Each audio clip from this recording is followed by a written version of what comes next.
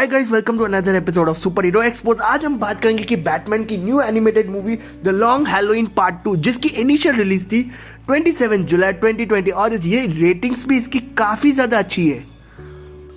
So without wasting any time, चलिए video को शुरू करते हैं। दोस्तों, फिल्म की शुरुआत में हम देखते हैं कि ब्रूस वेन जो है पॉइजन आइवी के साथ है और वो पॉइजन आइवी के नशे में, और नशा दिया है उसे प्यार का नशा। वैसे कि कार्बन फैल्कनी को बुला के उस पर डॉक्यूमेंट्स बनवाकर ब्रूस वेन के जितने भी एसेट्स हैं उस पर साइन कराकर उसे कार्बन फैल्कनी को न्यू ओनर बना देती है। वो खुद कुछ भी नहीं सोच रहे, जैसे पॉइजन आइवी कह रही है वैसे ही वो कर रहे हैं। इनफैक्ट पूरा ब्रूस मैनर ही उसका अड्डा बन चुका है। और फिर टाइम आ चुका है छुट्टी के दिन का, यानी वैलेंटाइंस डे है, तो जाहिर सी बात है एक स्पेशल डे है। यहाँ पर एक और मर्डर होता है और फिर हार्वर्ड और गॉर्डन जो है बैड सिग्नल करते हैं पर कोई भी रिस्पॉन्स नहीं आता। जैसे कि मैंने बताया था कि ब्रूस वेन जो है पॉइजन आइवी के नशे में है और ब्रूस वेन जो है खुद के कॉन्शियस में ही नहीं है। फिर आते हैं 17 मार्च को। जैसे कि मालूम है कि 17 मार्च को सेंट पैट्रिक डे और यहाँ फिर से एक मर्डर होता है। और जैसे कि कार्बन फैल्कनी बहुत ही फ्रस्ट्रेटेड है कि आखिर ब्रूस वेन है कहाँ, उसका कोई सिग्नल ही नहीं है कि इतने टाइम से ब्रूस वेन जो है पब्लिक के बीच में क्यों नहीं आ रहे। जैसे कि मैंने बताया था कि ब्रूस वेन जो है पॉइजन आइवी के नशे में। फिर 1 अप्रैल आता है, जैसे कि पॉइजन आइवी जो है ब्रूस वेन की कुछ स्टॉक्स पर साइन करवाती है और उससे पहले कि साइन हो जाए कैट वुमन आती है और पॉइजन आइवी को, मतलब पॉइजन आइवी से एक फाइट हो रहा है। और यहाँ एक होता है सुपर फाइट, एक अच्छी सी फाइट सीक्वेंस दिखाई जाती है और फिर ब्रूस वेन जो है पॉइजन आइवी के नशे से छूट जाता है। और फिर कैट वुमन को वो कहता है कि अल्फ्रेड मार्शल और ब्रूस वेन और हम पिछले 3 महीनों से इसके चपेट में थे। आगे हमें हार्वी और गिल्डा का रिलेशनशिप दिखाया जाता है। हार्वी और गिल्डा का रिलेशनशिप काफ़ी ख़राब हो चुका था और उनका रिलेशनशिप नाम का रिलेशनशिप था, क्योंकि हार्वी गिल्डा को टाइम ही नहीं दे पा रहा था और गिल्डा जो है वो भी खुद को बहुत ही लोनली महसूस कर रही थी। फिर आता है मदर्स डे। मदर्स डे पे वोंग का मर्डर हो जाता है और वोंग जो है वो ही हॉलीडे को वेपन सप्लाई कर रहा था और हार्वी का प्रेडिक्ट सही था कि हॉलीडे को जो भी वेपन सप्लाई करे वो वोंग है। पर जॉर्ज जो है उसको उस पर विश्वास नहीं करता, पर इनफैक्ट अब मान जाता है कि हमें वोंग को पहले ही पकड़ लेना चाहिए था।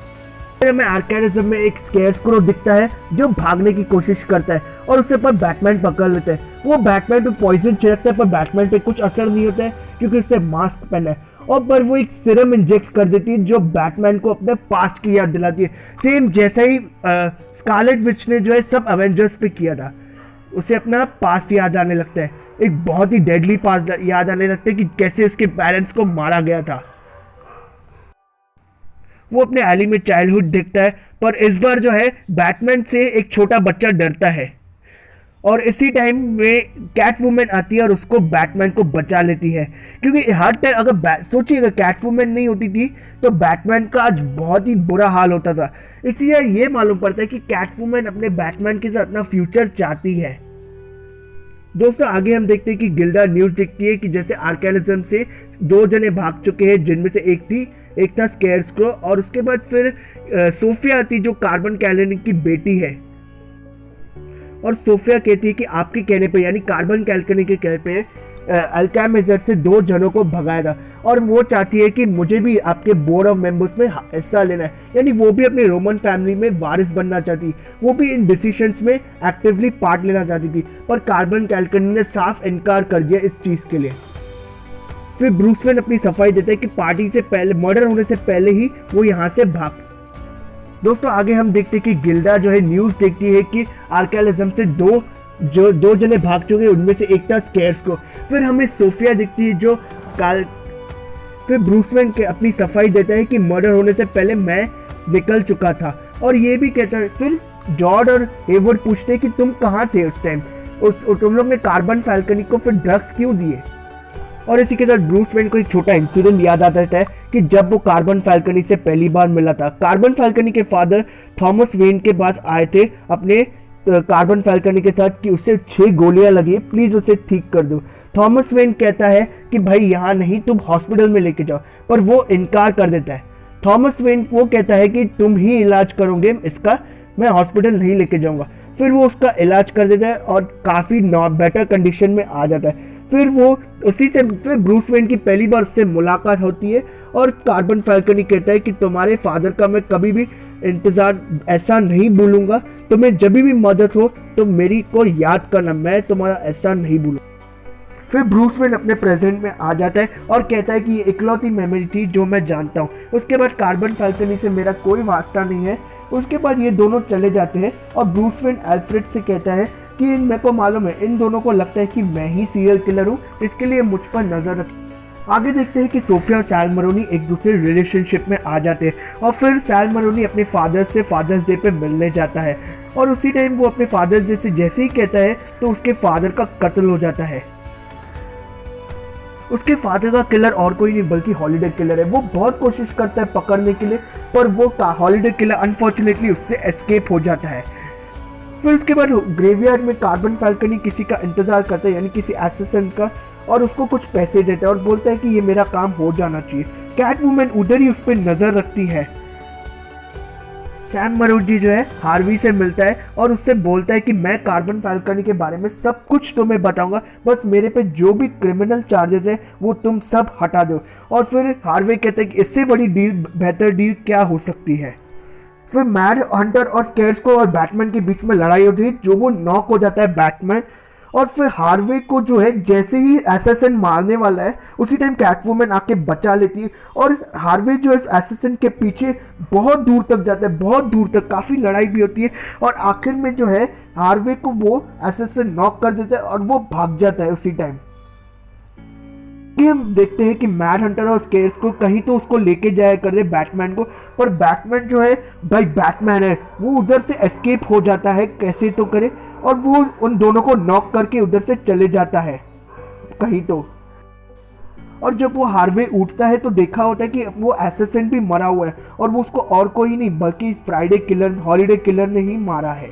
दोस्तों उसी टाइम पुलिस आ जाती है और उस टाइम पूछती है कि इसका मर्डर किसने किया, पर हार्वे वहाँ से एस्केप हो जाता है। फिर हार्वे को कुछ अंदर से आवाज़ आती है, इनर वॉइस आती है, वो मेंटली अनस्टेबल हो रहा है बार बार, जैसे कि उसको कोई डबल पर्सनैलिटी, मल्टी पर्सनैलिटी, उसको कोई अंदर से आवाज़ दे रहा है, कोई डिस्टर्ब कर रहा है अंदर से उसको।